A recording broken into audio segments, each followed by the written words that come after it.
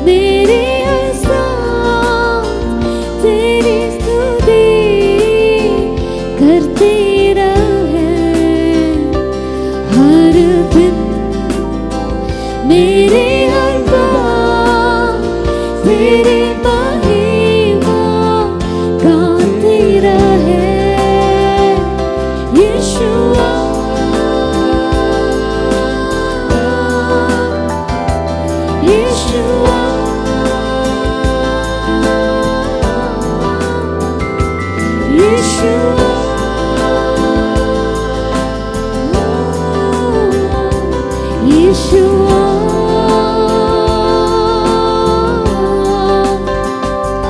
Yeshua,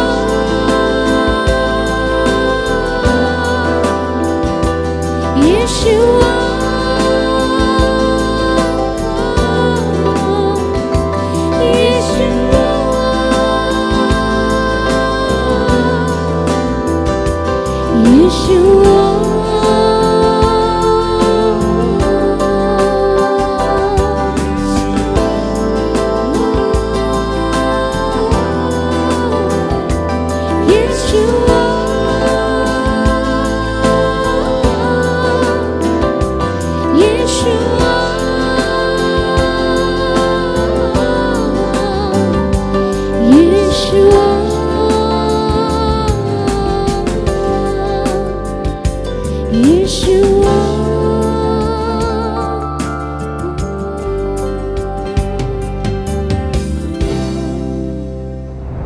Revelation of the fatherhood of God is progressive.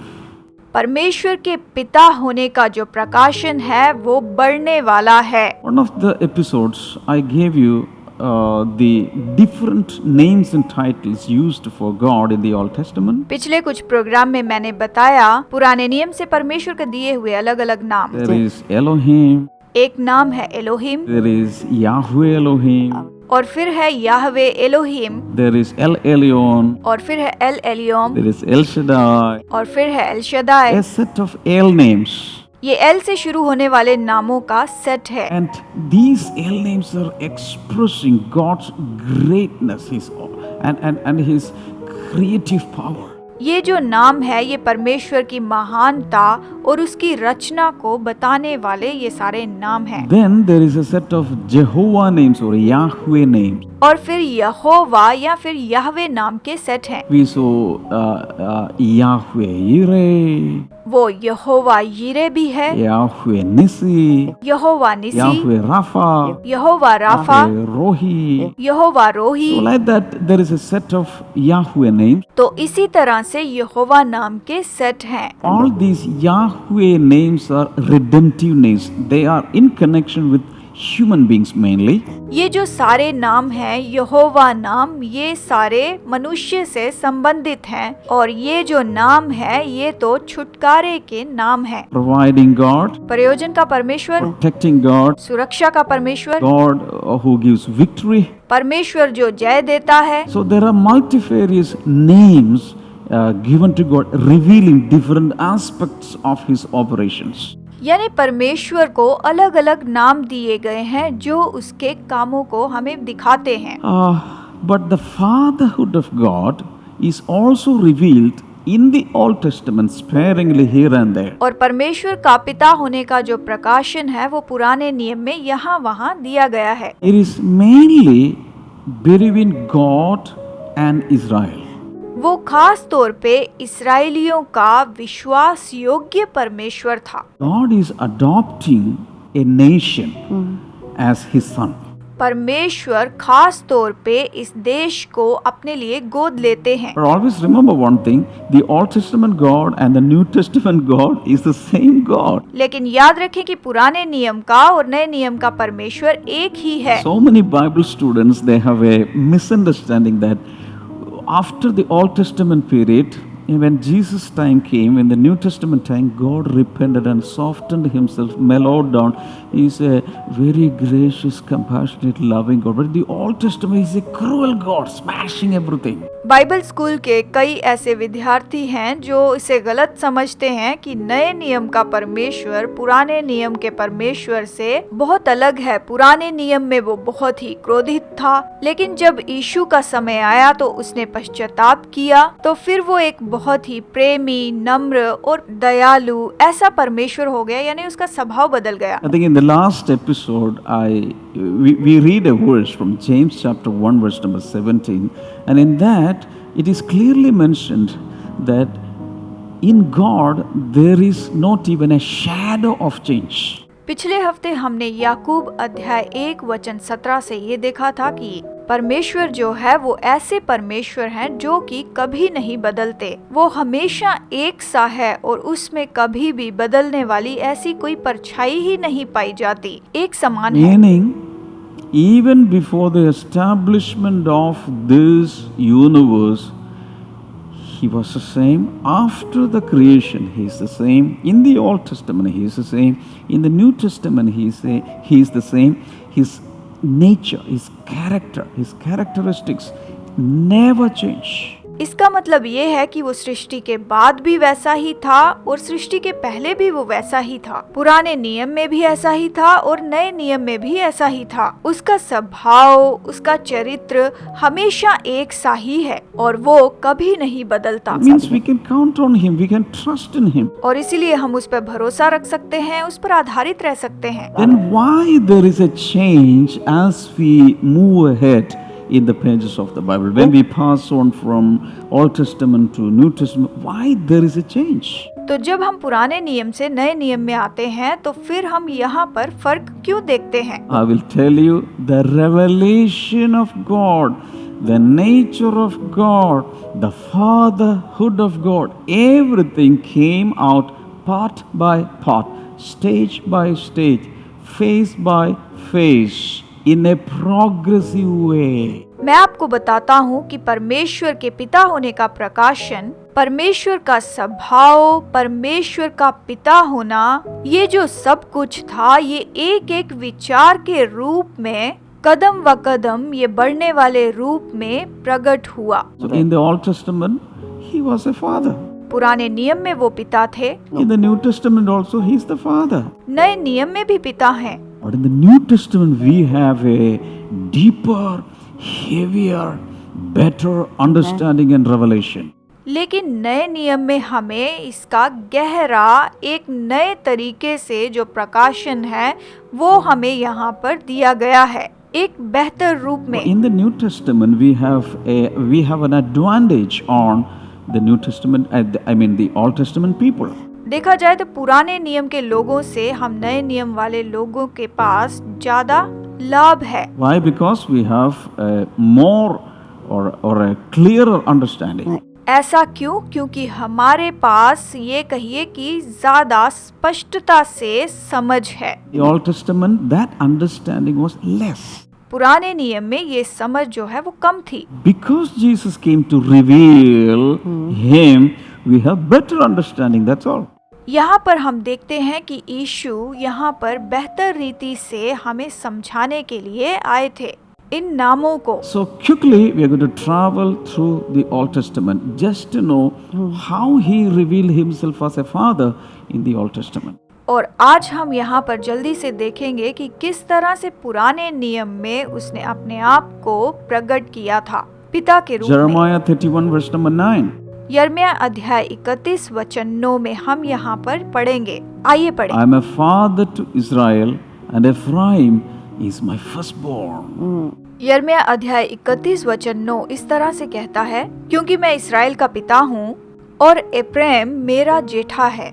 Bible ऐसा कहती है। So he is expressing himself as a father to Israel as a nation.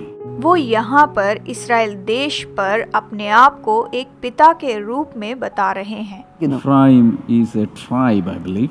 देखिए एप्रैम जो है वो यहाँ एक गोत्र है। So collectively he is saying, I'm a father to them. तो इस्राएल के लिए वो यहाँ पर कहते हैं कि मैं उनका पिता हूँ। Now coming to Hosea chapter 11. अब होशे अध्याय 11 में हम यहाँ देखते हैं। Verse number 1. When Israel was a youth, I loved him. And out of Egypt, I called my son. वचन 1, जब इस्राएल बालक था तब मैंने उससे प्रेम किया और अपने पुत्र को मिस्र से बुलाया। Again, Israel is the emphasis. फिर से यहाँ पर इस्राएल पर जोर दिया गया है। Now coming to Deuteronomy chapter 8, verse number 5. अब देखते हैं व्यवस्था विवरण अध्याय 8 वचन 5 में। आइए पढ़ते हैं। The Lord your God was disciplining you just as a man disciplines his son. कि जैसा कोई अपने बेटे को ताड़ना देता है वैसा ही तेरा परमेश्वर यहोवा तुझको ताड़ना देता है। So again, this is the dealing with the nation. फिर से यहाँ पर देखिए कि देश के साथ ये व्यवहार कर रहा है, इसराइल से। The Lord your God was disciplining you. His relationship, his interactions with Israel was that of an interaction of a father with his son. परमेश्वर पिता इसराइल को उसी तरह से अनुशासित कर रहा है जैसे एक पिता अपने बेटे को अनुशासित करता है। जिस तरह से एक पिता अपने बेटे को अनुशासित करता है, व्यवहार करता है, उसी तरह इसराइल से यहाँ परमेश्वर कर रहा है। Mainly, disciplining is one of the functions or duties or responsibilities of a father. खास तौर से देखा जाए तो पिता का काम है कि वो अनुशासित करे, ये उसका कर्तव्य था। As a father, if I am not disciplining my children, who will do that? अगर पिता के रूप में ये काम मैं नहीं करूँगा तो फिर ये काम कौन करेगा? So God says, Israel is my son.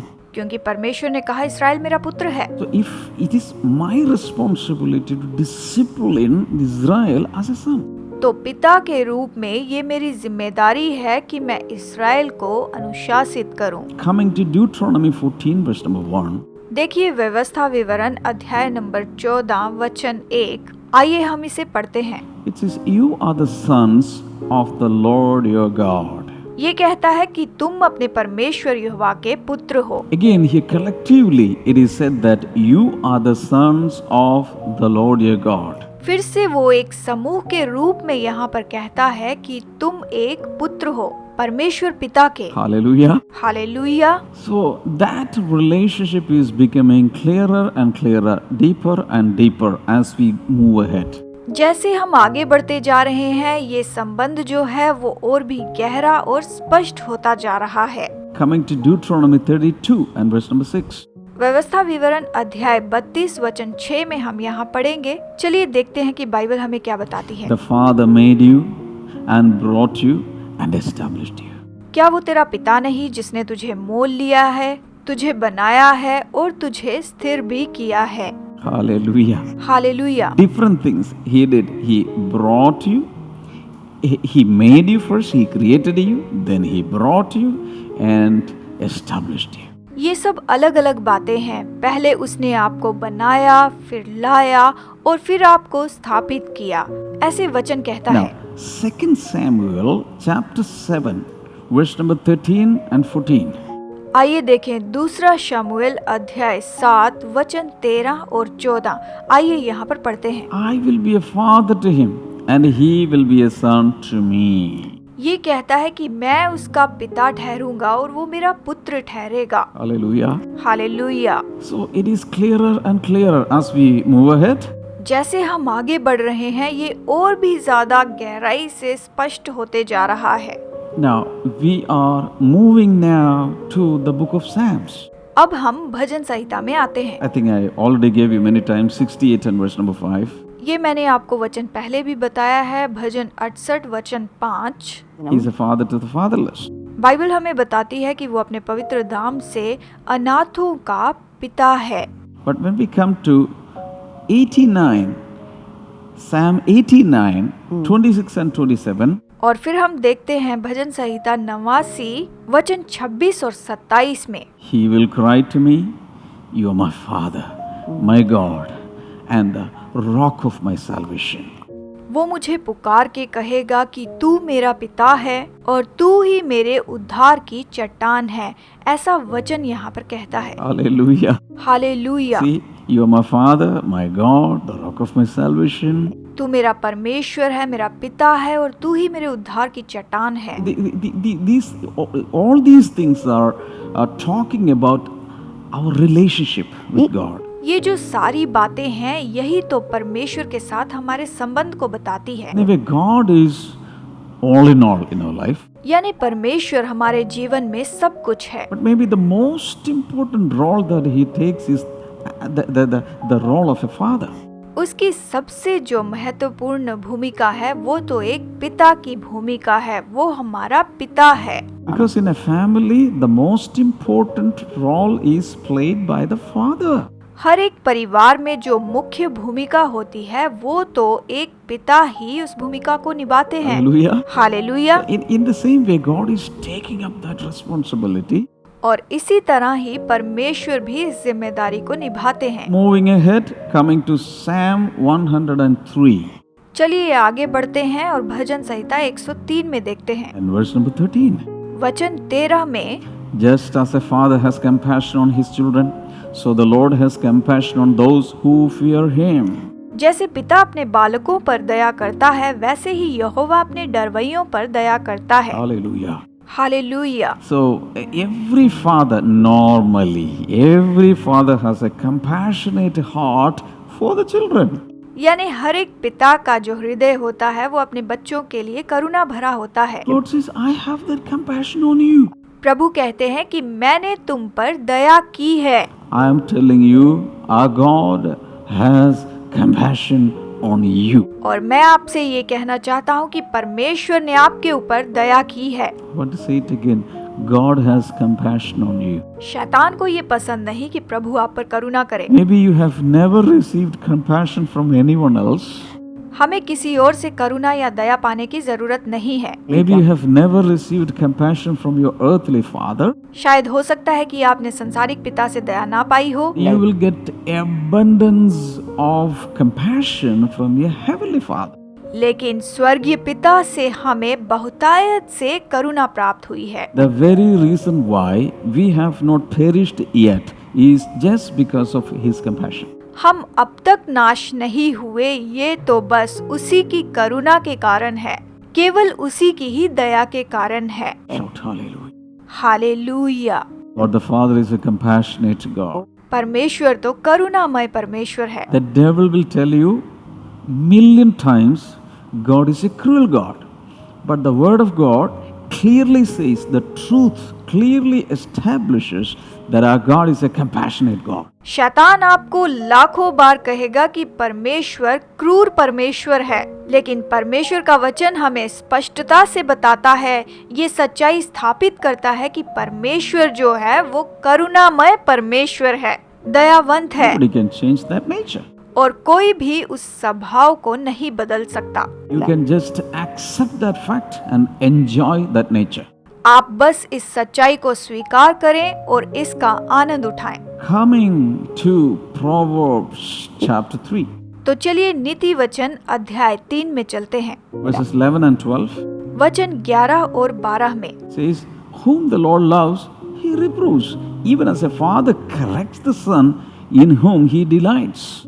क्योंकि यहोवा जिससे प्रेम रखता है उसे डांटता है, जैसे कि बाप उस बेटे को जिसे वो अधिक चाहता है, ऐसा बाइबल कहती है। So this is about reproving and correcting. इसका मतलब ये है कि ये सुधार लाने के बारे में है और ताड़ना देने के बारे में यहाँ पर बताया गया है। Another main duty of a father. पिता का एक और यहाँ पर मुख्य काम, As a child is growing, जब बच्चा बढ़ता है the father is observing. तो पिता उसे देखते हैं। All the weaknesses, the shortcomings, the errors made by the child, he observes, and he is not killing that child. Imperfect child, I'm going to kill. No. He will correct that child. वो अपने बच्चे की गलतियां देखकर वो ये नहीं कहता कि ये सिद्ध नहीं है, मैं इसे ऐसे ही रहने दूंगा, मैं इसे ऐसे ही छोड़ दूंगा। नहीं, वो उस गलतियों को सुधारते हैं, अपने बेटे में सुधार लाने की कोशिश करते हैं, उसे सुधारते हैं। And God says, I am doing that. परमेश्वर कहते हैं मैं भी यही कर रहा I हूँ, will reprove you, I will correct you. मैं तुम्हें डांटूंगा और ताड़ना दूंगा। Coming to Isaiah 63, verse number 16. चलिए यशाया 63:16 में हम यहाँ पर बाइबल में पढ़ेंगे, आइए देखते हैं। Says, You are our Father. निश्चय तू हमारा पिता है। Hallelujah. Hallelujah. 64, verse number 8. Chapter. अध्याय 64 वचन 8 में यहाँ पर देखेंगे। We have already seen it in one of the episodes. You are our Father, we are the clay, you are our potter, and all of us are the work of your hands. हम इस वचन को पहले भी देख चुके हैं। तू हमारा पिता है, देख हम तो मिट्टी हैं और तू हमारा कुम्हार है, हम सब के सब तेरे हाथ के काम हैं। देखिए किस तरह से हमें यहाँ पर बाइबल बताती है। Hallelujah. Hallelujah. So on and on, as you move ahead, you will see here and there God is appearing or God is revealing Himself as a Father. जैसे हम आगे बढ़ते जाते हैं, यहाँ पर परमेश्वर ने हमें स्पष्टता से बताया है, परमेश्वर ने अपने आप को पिता के रूप में प्रकट किया And है। one more verse I want to give you. एक और वचन बताना चाहता हूँ। This is the last book of the Old Testament. ये पुराने नियम की आखिरी किताब है, Malachi chapter 2 मलाकी अध्याय 2 and verse number 10. वचन 10 में, Do we not all have one Father? क्या हम सबों का एक ही पिता नहीं है? Hallelujah. So even in the last book, 39th book of the Old Testament, the fatherhood is coming. यहाँ तक कि पुराने नियम की जो आखिरी किताब है, इस 39वीं किताब में भी परमेश्वर ने बताया कि वो परमेश्वर पिता है। I gave you only a small collection. मैंने तो केवल आपको थोड़ा सा ही बताया है, But what I want to tell you is this, even in the Old Testament, the nature of God as a father is revealed. मैं आपको ये बताना चाहता हूँ कि पुराने नियम में भी परमेश्वर के स्वभाव को परमेश्वर पिता के रूप में बताया गया है। But people generally never experienced the fatherhood of God in a personal way. परमेश्वर के लोग भी सामान्य रूप में परमेश्वर पिता को भी नहीं समझ पाए, परमेश्वर के पिता होने को नहीं समझ पाए। The personal relationship as a father and son or as a father and daughter comes in a clearer way only in the New Testament. पिता और पुत्र का संबंध और पिता और बेटी का संबंध नए रूप में, नए नियम में यहाँ पर प्रकट किया गया है। And I'm going to talk about it tomorrow. और मैं आपको इसके बारे में अगली बार बताऊंगा। Let us pray right now. आइए प्रार्थना करते हैं। Father Lord, thank you for revealing your fatherhood step by step to the world. धन्यवाद पिता कि आपने पिता होने को कदम ब कदम इस संसार में आपने ऐसा प्रकट किया। Father, thank you for giving us a better revelation. पिता, बेहतर प्रकाशन देने के लिए आपका धन्यवाद। But Father, we want to move to the full revelation. पिता, हम इस पूरे प्रकाशन में आपको जानना चाहते हैं और आना चाहते हैं। Help us, Father, to receive that full revelation. इस पूरे प्रकाशन को पाने में हमारी मदद कीजिए पिता, In Jesus' name. यीशु के नाम में, Amen. आमीन।